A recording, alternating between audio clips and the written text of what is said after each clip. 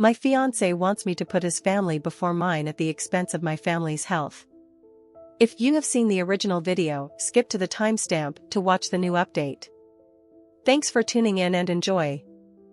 Throw away as my work friends are on my main and they don't know this is going on. Also, obligatory that this is on mobile, so spelling and grammar will be poo.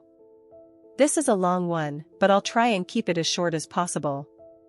I, 28F, got engaged to my partner of 7 years Rob, 29M, in May.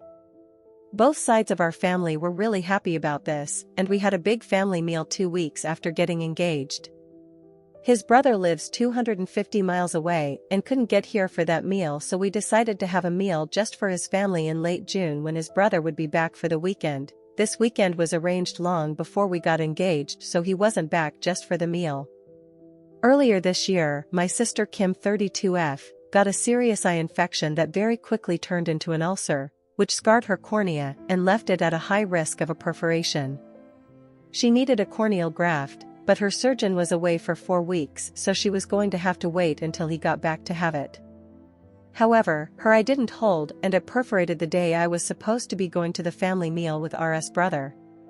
Kim's wife was at work and had her phone turned off, and our mom was away with our stepdad, so when Kim called me to let me know what was happening, I knew she would be at the hospital on her own. I immediately talked to my boss, and he let me go early so Kim wasn't on her own. I text Rob to let him know what was going on, and he texted me back to send Kim his love and to remind me about the meal that night. I ignored the comment about the meal as it was the last thing on my mind. Once I got to the hospital, I was taken back into a room where Kim was, to be greeted by 3 doctors and 2 nurses rushing around trying to help Kim.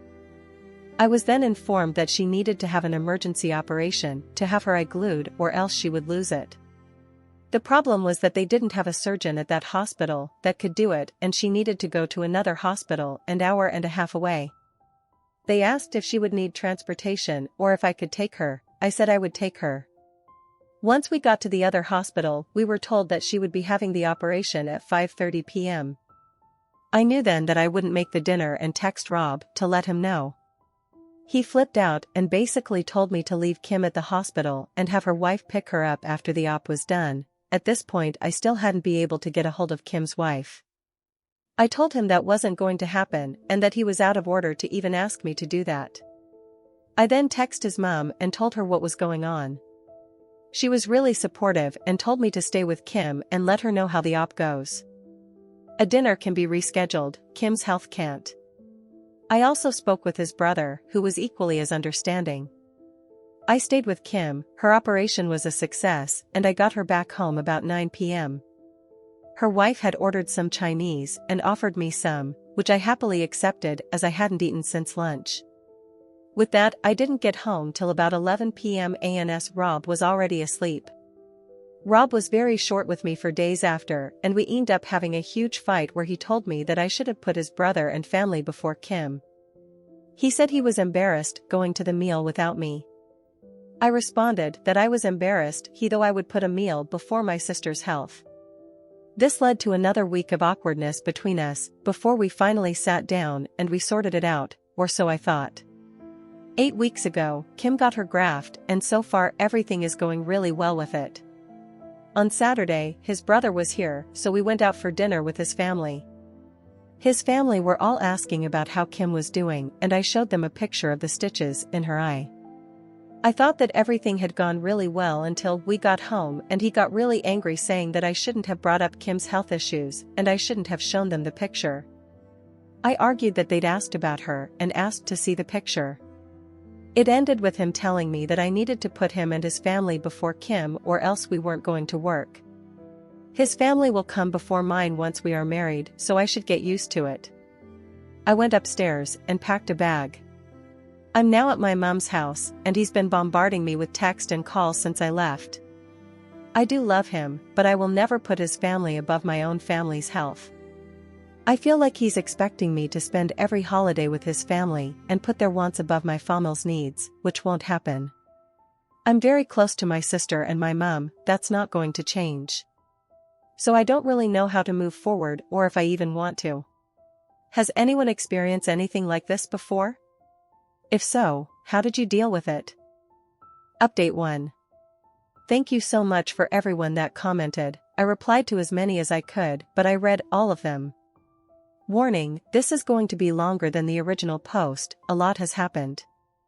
TLDR, for those that just want a quick update, I left him and he's out of my house. His mom is seriously pissed at him and his brother has gone no contact with him for the foreseeable future. For those that want a longer version. Once I'd decided to end things with him, I knew that the main issue would be getting him out of my house. I own the house outright. My grandma died 5 years ago and left her house to my mom, who sold it and split the money between me and my sister. I then bought my house with that money about a year after she died. I got in touch with my stepdad's friend, who was a landlord the day after I wrote my original post, who then put me in touch with his solicitor. He didn't have time to see me in person that day, but we did have a phone call where he gave me my options. In the UK, we have something called a Section 8 notice. This is a 14-day eviction notice, and the solicitor said this would be the quickest way to get him out. However, he could try and contest it if he wanted to, which would lead to court dates and could take months. I asked him to draw up the notice and date it for Friday, the next day. I'd already made the decision to end things with him after work on Friday, so that he could have the weekend to sort through his emotions before work on Monday. On Friday morning, I texted Rob and asked him to meet with me at our local pub after work. He quickly agreed. Not only is the pub a public space, but my stepdad and a few of his work friends go in there every Friday after work for a few pints, so I knew he would be there to step in if I needed him. Thank you for suggesting this, Redditors. I also picked up the eviction notice on my lunch break, so I was ready to give it to him. Cost £250, but was worth it. When I got to the pub, Rob was already there and my stepdad was stood at the bar with his workmates. I sat down with Rob and got straight to the point. I told him that it was over. I couldn't be with someone who didn't give me any support when I was going through one of the scariest moments of my life and expected me to drop my family for his. It didn't matter what excuses he could come up with, I wasn't interested. I'd made up my mind and we were done. He stared at me in shock for what felt like an hour, but was probably only a minute or so. He then started saying I couldn't be serious. We'd been together for 7 years, and I was throwing it all away. I could never find another guy like him. I responded to the last comment with, I don't want a guy like you, that's why I'm ending it. I need someone who will support me when times get tough, not get annoyed that the world isn't bowing down to what he wants. I then handed him an envelope with the eviction notice in and my engagement ring. I told him I was giving him a few weeks to find a place and be out of my house. Then I stood up and walked over to my stepdad, who had bought me a much-needed drink, and stayed with him until my ex left, still looking in shock. I knew he wouldn't approach me whilst I was with my stepdad, as he has always been a little scared of him. This is obviously a very condensed version of what happened. Once I got back to my mom's house, I had one single text from him saying he wasn't moving out and was going to contest the eviction until I'd come to my senses and got back with him. We are not over, was how he ended the text. I just turned my phone off and decided to deal with the legal side of things on Monday. There was nothing else I could do. Saturday morning, I woke up and turned my phone back on and had another text from him saying that he would move out if I paid him £10,000, as that's what he'd paid towards bills whilst he had lived at the house. He paid for half the electric, gas, Wi-Fi, and Sky package. Note, the Sky package is only as expensive as it is because he has to have every sports channel known to man, so his half literally just paid for the sports channels. I'd already asked the solicitor about this though, and he'd assured me that I didn't owe him any money as he hadn't contributed to a mortgage or any renovations of the house, it was just general expenses. He also knew that I don't have £10,000 just lying around. Let's say I was irritated by this, and decided to ring his mum to see if she could talk some sense into him. I'll call his mum Sandra to make it easier. She was appalled by what I told her and said she would speak to him.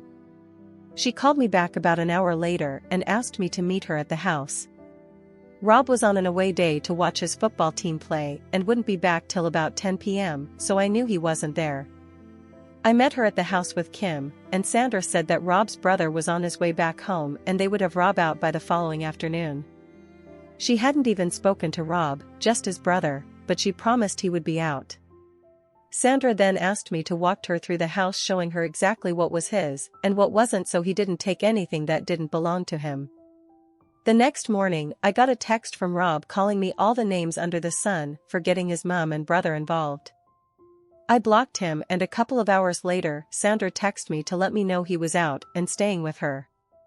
I thanked her, and she told me that she would like to stay in contact, and I happily agreed to this. I went back to my house after work on Monday, changed the alarm code, and my stepdad changed all the locks for me. My stepdad is also arranging for a friend of his to install cameras around the outside of the house. This will be done over the weekend. Sandra rang me on Tuesday asking if we could meet up, as she had some things she wanted me to know. So we met for lunch that day. It was at this time that she told me her ex was a controlling holy who was incredibly selfish, and the selfishness was what she had seen in Rob for so long.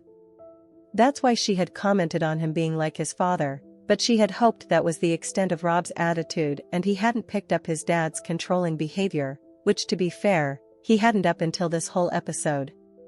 She had left Rob's dad after he had punched Rob's brother in the face when he was 14 and Rob was 10. He had never laid a hand on her or their sons before, but one time was enough, and she left with the boys.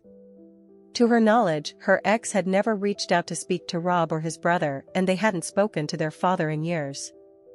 I didn't know any of this. All I had been told was that their dad wasn't in the picture and hadn't been for a long time, but Sandra had thought I knew, and that's why she hadn't told me before. However, she had found out on Sunday night that Rob was back in contact with his father and had been for the past year. His dad had been putting lots of thoughts into Rob's head about how he is the man of the house and his family is all that matters. This had fed into Rob's selfish tendencies and had amplified them tenfold. Sandra said that she had told him to find somewhere else to stay ASAP, as she couldn't even look him in the face. Then Rob and his brother had a huge argument that ended with his brother telling him that as long as Rob is in touch with their dad, then he will have zero contact with him. Even going so far as to tell him to spend Christmas with their dad, because Sandra is going to his house and Rob isn't welcome. When Sandra took Rob's brother's side in all this, Rob flew into a rage and said he would move in with his dad. He then left the house, but came back a couple of hours later looking like he'd been crying. Turns out that his dad doesn't want him living with him and basically said he could be on the streets for all he cares. He's not putting a roof over a grown man's head. Sandra thinks that Rob is now starting to realize everything he has lost due to him listening to his dad and has seen his dad's true colors. Sandra is incredibly disappointed in him, but he's her son, so she is trying to be there for him as best as she can. However, she still wants him out as she doesn't trust him anymore. His brother still won't have anything to do with him. She has also told him to stay the hell away from me, as I don't need to be brought into this, and he has promised her that he will. Only time will tell if that's true, but I do have him blocked on everything, and if he turns up to the house I will just call the police to get rid of him. The more Sandra told me about what had been going okay behind my back, the more resolute I have become about wanting nothing to do with him. I never want to see him again, if I can help it. So all in all, Rob's life is a shit show, but as long as he stays away from me, then I don't care. I've been spending a lot of time with my sister and her wife as well, and my mom and stepdad, which has been great. I've never really been close to my stepdad, but this has brought us a lot closer together, which has been one huge positive out of all this. I'm not exactly happy right now, but I'll get there. There's still a lot of feelings that I need to unpack, and it will take time to move on from this whole situation. I don't think I will be dating for a while. I need to really get over all this and don't want to dump this on anyone else right now. For all those asking how Kim is doing, she's doing great. Had a hospital appointment on Monday and her consultant said her eye is healing, in his words, marvelously, so that's a relief. Thank you to everyone that reached out to me. I hope there won't be any need to update this again, so this should be my final update. Update 2. So I 28F posted on relationship advice before about my now ex-29M. The post and update is in my profile, but basically my ex-fiancé wanted me to put his family before mine, even at the cost of my sister's health. I ended up breaking up with him over it, and he was forced to move in with his mom, who who then found out that he had been in touch with his abusive dad, who was twisting his view on how a relationship should work. Last I heard was that his mom was kicking him out as she would not have anyone in her house that was in contact with her ex, and that he had tried to go live with his dad, but his dad had refused. I was completely NC with him, so his mom was the one that had told me this. I'll call my ex Rob and ex's mom Sandra to make things easier. I hadn't heard from Rob in weeks, but yesterday he showed up at my house. I had the chain on my door, so opened it with that still attached. No way would I let him in. He basically told me that he had nowhere to live. His mom isn't speaking to him and his dad won't put a roof over a grown man's head, his words not mine. He asked if I would take him back or at least let him live with me. No way in hell would I get back with him, and getting him out the first time only went easy because his mom stepped in to help.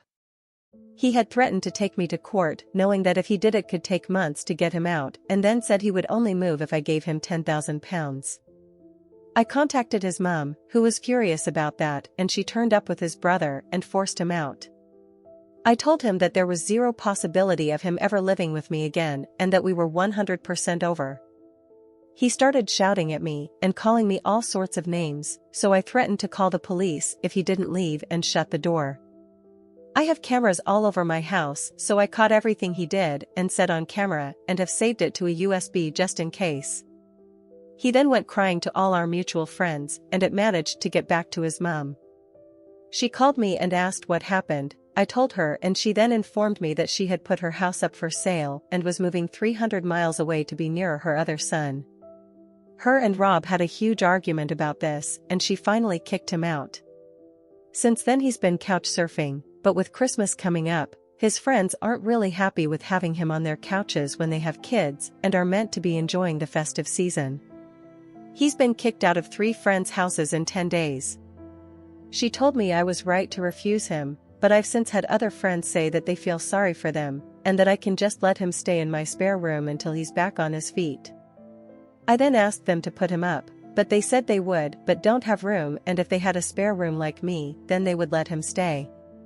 My family and his are on my side, but I'm starting to doubt myself with what a couple of my friends have said. Edit, just a quick edit as I'm going to bed. I've just spoken with the wife of one of Rob's friends, and she's asked to meet me on my lunch break tomorrow.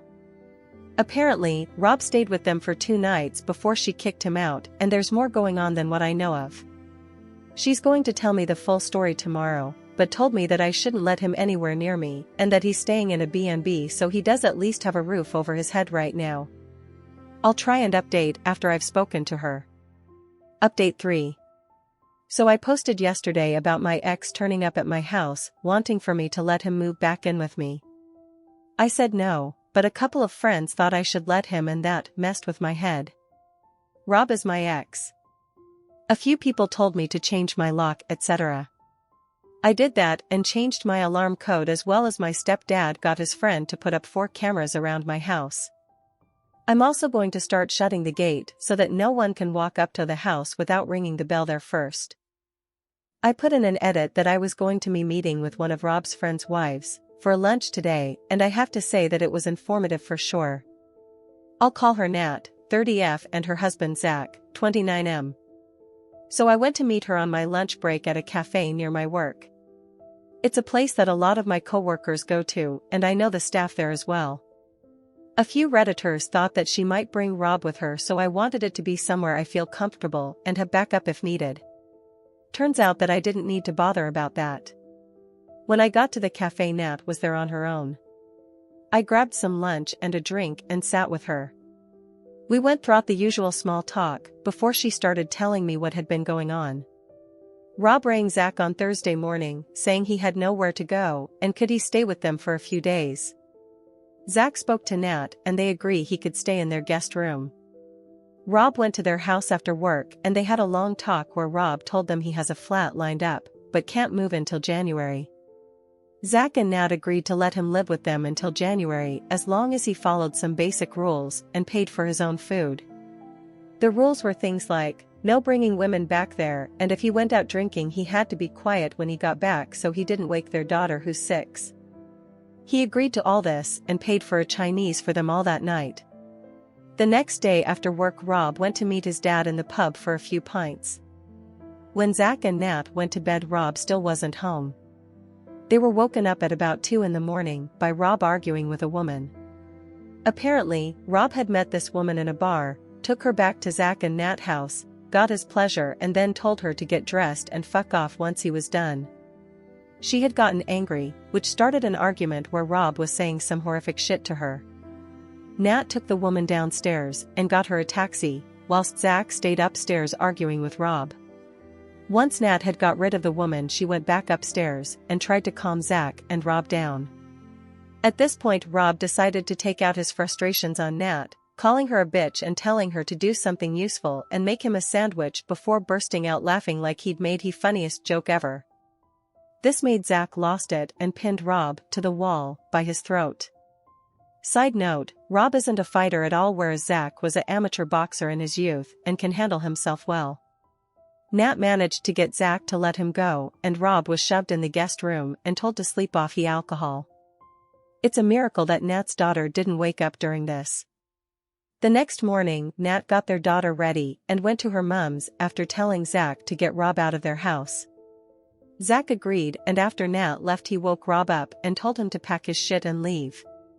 Rob tried to apologize and begged to stay, but Zach was having none of it and kicked him out. Going off the timing, I think he left there and came straight to my house. On Sunday, Zach texted Rob to meet up so that they could speak, and they met up in a pub. Zach has been friends with Rob since they were 11 and has never seen him act like he has been doing, so he wanted to find out what was really going on. He managed to finally get the truth out of Rob. Basically, Rob has been in contact with his dad for a lot longer than he told us. By this point it's over 2 years. His dad is a raging misogynist that believes a woman's place is in the kitchen and bedroom. A man's place is to rule the house and be waited on hand or foot, as well as deciding who can't be in their lives. He's been dripping this poison into RS ear, and it's really taken a hold of him. Zach told Nat that he just doesn't recognize Rob anymore. Rob wants to start living his life the way his father has told him he should. When Zach pointed out that Rob's dad is 62, living in a shitty one-bedroom flat, not had a real relationship since RS mum left him, has no friends, his family doesn't speak to him, and that he's the type of guy that when he walks into a pub people finish their pints so they can leave and get away from him, Rob was furious. He told Zach that his dad is just misunderstood. Zach responded that people understood his dad and that's why they stayed away from him, he's toxic. This pretty much ended their conversation and Rob left. Zach did find out that Rob does have a flat lined up for January, so that was true, and that he's found a B&B he can stay until the flat is ready at a minimal cost. Zach and Nat have also decided to go and see with Rob, as they don't need that toxicity around them, but especially not around their daughter. A few Redditors had said it sounded like Rob was on drugs, so I asked Nat what she thought, and she doesn't think so but can't be sure. She and Zach think that Rob is just so far under his dad's thumb now that he's completely changed as a person. He believes that everything his dad says is gospel. She did let me know that Rob has a burner IG account that he is using to check on my IG, and I immediately made my account private. He had said something about seeing me waste money on a stupid amount of Christmas presents when I couldn't even help him out to Zach on Sunday. I'd been to a Christmas market on Saturday afternoon and had posted pics on IG. All of this just made my resolve stronger that he will not be getting anywhere near my house again. It also made me realize that I don't have any feeling for him anymore other than frustration at how he's acting and some sadness at how far he's fallen from the man I once knew. I thought that hearing he had another woman in his bed would annoy me, but there was just nothing. I couldn't have cared less. I thanked Nat for the info, and we agreed to keep in touch. We won't be as close as we were when I was with Rob, but it feels good to have someone who knows the entire situation and has seen Rob's behavior with his own eyes. There were also some Redditors that told me to ditch the friends that had told me to let him stay with me. Unfortunately, I can't ditch them completely as they're part of the friend group, and that would just cause unnecessary drama, but I will be keeping my distance from them and only talking to them when part of the group. I'm currently at my sister's, and we are going to watch a Christmas film to get us in the mood to decorate all our houses this weekend, so I will be on and off for the next few hours if anyone has any questions. Thanks for the votes and giving me some perspective. Reddit isn't all bad. Update 4. Still have people reaching out to see if I'm okay. A few hated me just using initials, so R is Rob. I really hoped that I wouldn't have to update again, but I've just had a call from one of Rob's friends, and it looks like he's going to be spending Christmas in prison. Apparently, he went out on Saturday night with his dad and they got into an argument which turned physical. Rob isn't a fighter, however, he is bigger and stronger than his dad, and it ended with his dad falling backwards and hitting his head off a wall, knocking him unconscious. The staff in the pub called the police and an ambulance, but Rob left before they got there. Rob's dad had to go to hospital, where he still is. I'm unsure of his exact injuries, but they're not life-threatening. He must also be awake as he is pressing charges against Rob. However, they won't keep him in unless absolutely essential at this time of year. Rob was arrested on Sunday morning at the B&B he's been staying at and had to appear in magistrate's court on Monday. Due to him not having a fixed address right now, and the fact that his dad is still in hospital, he has been remanded on a Section 18 with intent. Unless he can find permanent address to go to, then he won't be getting out until his trial at Crown Court. I know his mom is already at his brother's over 250 miles away, so I don't think she will be able to help right now. Finding this out has actually given me a sense of peace right now. I've been trying to ignore it, but the chance of him turning up and spoiling Christmas has been at the back of my mind ever since he turned up at my house. I'm hoping he stays in over Christmas so that I can just relax. Update 4.5. I went round to N and Z, hereby known as Nat and Zach, to drop off a present for their daughter, a bottle of Bell's for Zach and a bottle of Prosecco for Nat for Christmas, and had a cup of tea with them whilst they filled me in on what's going on. Rob will be in over Christmas, but will likely get out early January.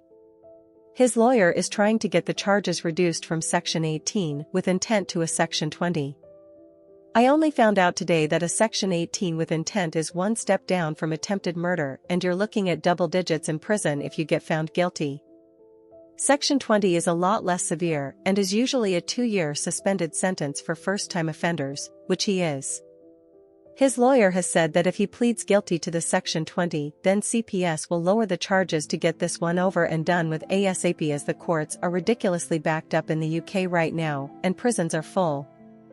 Zach went to the B&B he was staying at and got Rob's stuff, which is now sat in his garage, as one last favor to Rob, Zach's words. He can't get in touch with me without my consent whilst he is locked away. The prison literally has to ring me and ask if it is okay that I get put on his approved call list, and only then is he allowed to ring me, which won't be happening. I've also spoken to his mum, who has basically washed her hand of him for the time being. She thinks that he needs to learn his lesson, and maybe spending Christmas in a cell will teach him how much he's lost the plot. She has spoken to him and said that he's now saying the right things, but only time will tell if he means them. He is talking about moving to be near his brother to get away from their dad, so maybe he has seen the light. His brother has refused to go onto his call list, so Rob can't contact him, so I don't know how that will work. As for his dad, he is still in hospital with a broken hip and has had to have surgery to fix it. The broken bone and head injury is why the charges are so high right now. I feel like a weight has been lifted off my shoulders, knowing he can't ruin my Christmas. I'm just about to pack everything into the car and go and stay at my mum's until January 2nd, but thought I'd finish the year off letting everyone who's helped me and supported me through this know what's going on. Merry Christmas to everyone that celebrates it, and hope everyone is doing well. New update. Hi all, sorry it's been a while since my last update, but I wanted everything to be finished before I updated again. Rob spent Christmas on remand in prison. He didn't get out until the second week of January, and that was only because his mum agreed to let him stay with her again. He had his plea hearing the first week of February, where he pleaded guilty to a Section 20 assault. He then had to wait until last week to get his sentencing court date. I didn't know how much actually goes into sentencing. They had to get a victim impact statement, a pre-sentencing report from probation, statements from his mom and brother.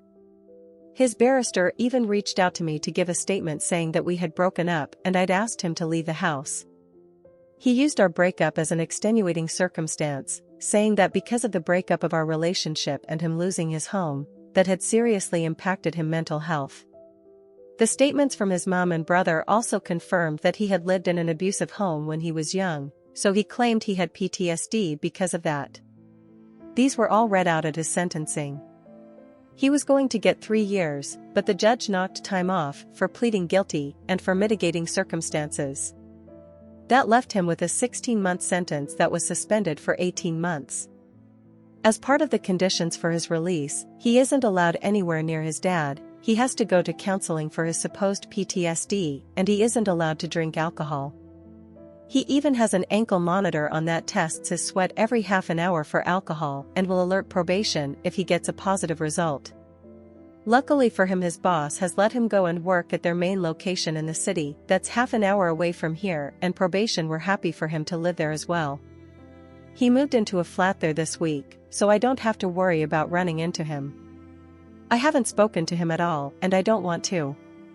He has tried reaching out through a cook of friends, but they've respected my decision and told him to move on with his life. However, I did speak to his mom yesterday, and she said that she thinks he's depressed, but so far he's doing okay. She's the one I got all of this information from. It's a strange mix of emotion for me towards him, as I still care on some level, just not enough to keep him in my life. I know I need to keep him away from me, as I can never see him like I did at this time last year. It's crazy to think that it's only been a year since we got engaged. So much has happened. Other than those mixed emotions, I'm doing well.